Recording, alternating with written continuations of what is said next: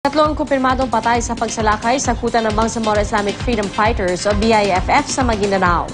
Nilinaw naman ng BIFF na wala silang kasamang banyagang terorista sa kanilang panig. Balita hatid ni Mariz Umali. Nagkaroon ng malalakas na pagsabog. Ito ang kwento na lumikas malapit sa Barangay Ganta sa bayan ng Sharif Saidona Mustafa at Dato Salibo, Maguindanao. Matapos gulantangin, Lunes na madaling araw ng sunod-sunod na 105 howitzers ang kuta ng mga rebeldeng Bangsamoro Islamic Freedom Fighters o BIFF na nasundan pa ng mga airstrikes pagdating ng umaga. Tatlo na ang kumpirmadong nasawi pero inaalam pa ng militar ang impormasyon na abot sa 20 ang namatay dahil sa sunod-sunod na air at ground assaults.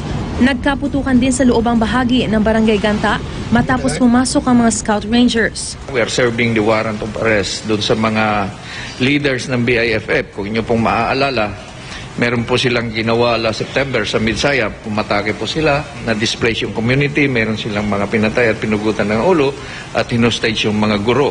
At sumunod, imatake po sila doon sa bayan ng Tulunan. And lately, meron naman silang ginawang hindi kaaya-aya na nagkaroon ng extortion doon sa project ng National Irrigation Administration sa bayan ng Pikit.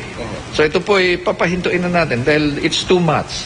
Dito sa Barangay Magaslong sa bayan ng Dato Piang, Maguindanao, naabutan ng GMA News sa mga lumikas mula sa mga barangay ng Lower Damabalas sa bayan ng Dato Salibo. Apektado rin ang mga kalapit pang barangay ng Pendi at Penditen. Wala natang tao doon. Sa yung plane na dalawa, nagbomba. Puto ka ba yung mga 75? May bomba. Mga baka, mga palay. Yung ganitong klaseng mga kuha ng kalabaw.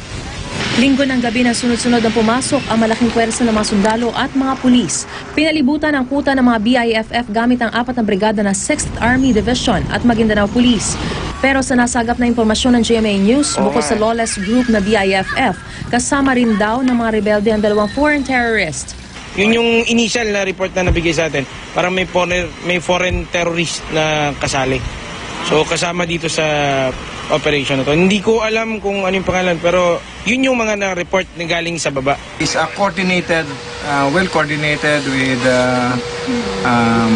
MI, with the CCH, and AJAG, yung government CCH natin, and to include yung ating counterpart with the Philippine National Police. Itinanggi ng BIFF sa pamamagitan ng kanilang tagapagsalita na si Abu Misri Mama na abot sa 20 ang nasawi. Isa lang daw ang sugatan sa kanilang panig.